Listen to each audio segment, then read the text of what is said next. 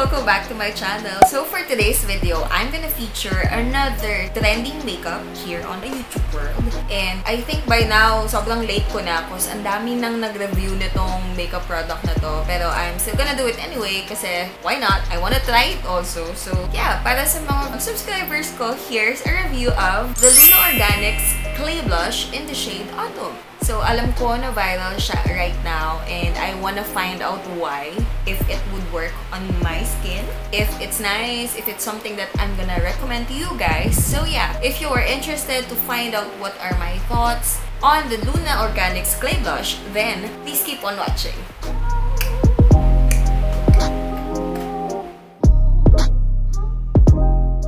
So, this is how it looks like. This is what I got.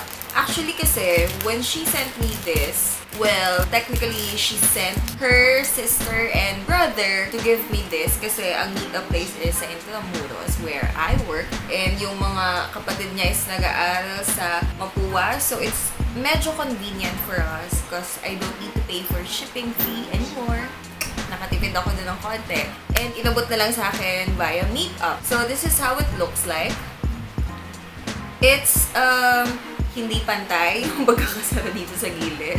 It looks like a deodorant. You take this cap off and then andito na yung product. So, nung una kong makita yung product, I was kinda disappointed to be honest. Kasi sabi ko, akala ko it would look like how a roll-on would look like. But then, nakalubog siya. See, nakalubog siya. And by the way pala, kasi this is not the first time that I opened it. So, nasira ko yung gitna. Like, while I was retracting it bababa, na-push ko siya ng too hard. So, lumabas yung parang circle thing sa loob. The color that I got is Autumn. And it says here, well, actually, yung packaging niya is very straightforward as well. Puro straightforward yung packaging ng nare-review ko lately. Nakalagay lang na Luna Organics Autumn Clay Blush. Well, that's the shade Autumn. And then it says here that it has 30 grams of product. And meron nakalagay dito na yung official Luna Organics na Instagram account, which is lunaorganics.ph. And then on Facebook, you can find them at artefinds.ph. Yeah, at the back, nakalagay lang, fresh handmade cosmetics with love. So, handmade siya, okay? The ingredients are all vegan. It says here, all vegan. And then, Candelilla wax. VCO. Akala ko VSCO. Visco. And grapeseed oil, iron oxide, and shea butter. Okay. Sabi dito, it's FDA approved, pero we have no way of knowing that because nakalagay lang FDA approved. There's not even a number, a serial, whatsoever that will prove that it is FDA approved besides the fact that it says here that it's FDA approved. Ito yung ayoko sa mga retractable na makeup kasi sometimes hindi na siya kumakagat dun sa mismong retractor. Ayan, okay. Ayan na, okay? Lumalabas na siya. Tignan natin kung gaano karami yung 30 grams na sinabi sa packaging. So, okay. Medyo madami siya ha. Okay, gumagalaw na siya. So, meaning, can you see this? Gumagalaw na siya, so natanggal na siya. So, ibig sabihin dulo na. We reached the end of the tunnel. Ito siya, ganito siya kadami. This is my thumb. Okay. So, madami siya, except hindi sila pantay. But yeah, if here, okay, ganyan. Madami siya, I think, madami naman siya. It's a decent amount, and it's a blush on, so you don't have to put it all over your face. Kaya, it's a good amount. Now, for the price, I got it for 220 pesos. Okay, so balik na natin siya. Ang weird, no? Para siyang food. Alam mo yun, yung parang parang kakainin mo talaga siya. Like,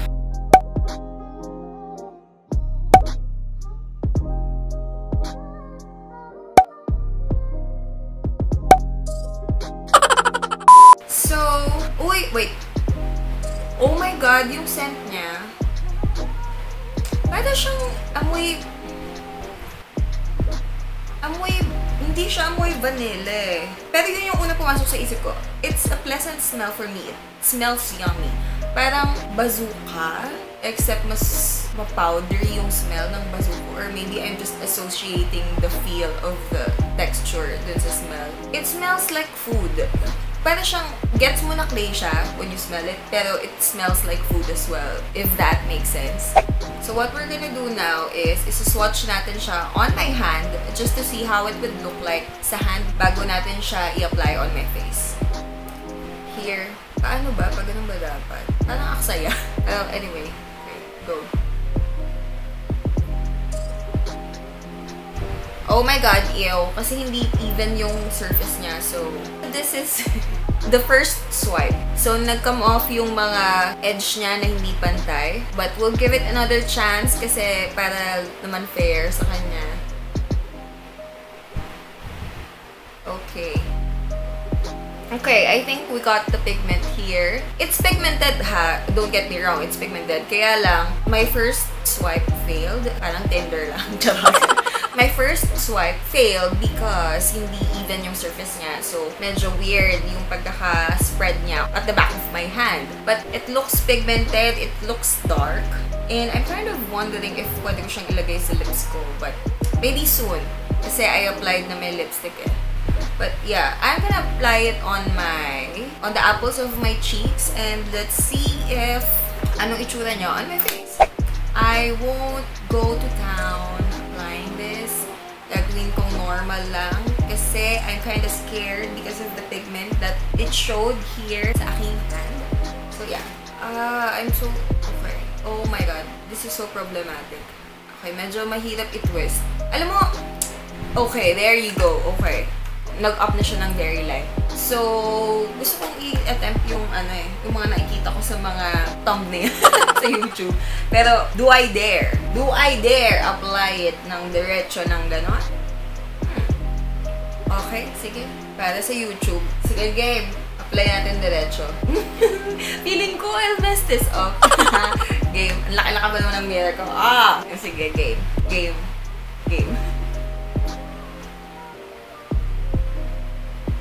Oh my god, it's not pantay talaga because of the surface. Okay, ito munang amount na meron tayo now. Ang aking isi-spread. And I'm gonna use, I wanna use my brush sana. Kaya lang it's clay eh, so baka it will not work. Hand na nga lang, medyo unsanitary. Ayoko ng hand, but yeah, whatever. Oh my god! Ang kapal ng pigment. Is it just me or parang pasa yung color niya? Pasa color. Do I like it? Parang weird. Parang it looks nice sa camera pero in person, it's not cute. Parang weird kasi di ko alam ha. Parang nagkaroon ng patches yung face ko. This is the other side na merong Luna Organics Clay Blush. And this is the other side na walang clay blush. So, tingnan natin. Okay, what can we say? Are we feeling this? Do we like this? It looks nice yung register niya sa camera. Pero, in person, I'm not really liking it. I'm sorry, pero I may be the first YouTuber to not like this. Di ko alam ha. Di ko pa kasi napapanood lahat ng reviews. Parang isa pa lang ata yung pinanood ko just to check if ganito talaga yung itsura niya. Para ma-prove kung legit siya or no. Because I heard na merong mga kumakalat ng mga fake kind ng Luna Organics Clay Blush. Meron pang isang kind eh. Hindi ata Luna Organics yung tatak. So, this is legit naman. I checked. It's legit. So, yun lang yung reason kung bakit ako nanood ng review. So, hindi ko alam kung nagustuhan ng majority, pero it's trending. So, I reviewed it anyway. Here naman on the other side of my pisngi. Okay. Actually ha, habang biniblend ko, I'm gonna share some of my initial thoughts and reactions. So, una, nice pala yung ganito kalaki na blush applicator. Kasi covered niya na yung entire face mo. Yung entire pisngi mo. Hindi face. Oh my god, it looks weird. Okay. Back to what was I saying? Nice yung applicator na ganun kalaki because sakop niya na yung buong pisngi mo. Oh my god, parang medyo mataas ko ata na-apply. Parang taas. Okay, so word of caution lang for everyone, if you're gonna use this, I think it's better if magsa-start ka from here going down kesa here going up.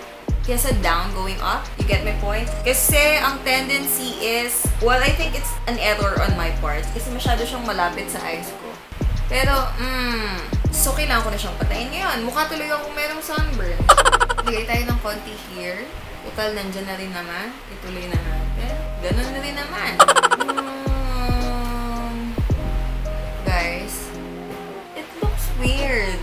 I don't know if you can tell, pero is it just me or parang patchy siya? Parang ang patchy niya eh. Parang meron akong skin problem. Parang uneven na pagka-red. It's weird. I don't like it. I don't like it. It's weird. Akala ko pa naman magugustuhan ko. Alam mo, it's best talaga na you watch the views first bago ka bumili ng something. I don't like it. It looks like I have a skin problem or a skin condition. I'm not gonna try to layer it anymore because feeling ko I won't like it anyways. So I'm not gonna risk it. Okay, so what are our thoughts on this? Kayo, you can leave your comments below kung ano sa tingin nyo yung maybe mali na ginawa ko on this video or your thoughts lang, your impressions when I applied it on my face. Pero as for me, right now, it's on a 4 on a scale of 1 to 10. It's on a 4 lang for me. I don't really like it. I mean, I can find a better blush than this. It's nice, it smells nice, pero basta, it's not really a big factor, a big decision maker for me if I'm gonna buy a makeup product. So, we can pass on this. Like, okay, fine. The hype is real, pero what for? You know what I'm saying? It's 220 pesos. I can buy a lip tint na cheaper and will work, you know? So, okay. I guess that's all my thoughts for today, and kinawakan ko yung swatch at the back of my hand. That's all my thoughts about the Luna Organics Clay Blush in the shade Autumn. Maybe it would work for others. It just didn't work for me. So, please always remember that kasi pwedeng magustuhan nyo pa rin kahit hindi ko siya gusto. I'm just sharing my thoughts for those na nakaka-relate sa akin. Okay? Okay. This is the end of the video, guys. I hope you learned things about the Luna Organics Clay Blush. And for my next video, I always ask for video suggestions on my Instagram account. So don't forget to follow me at Rances on Instagram and at Rances on Twitter. And of course, since you're already here, might as well subscribe to my channel. And I will see you guys on my next one. Thank you for watching!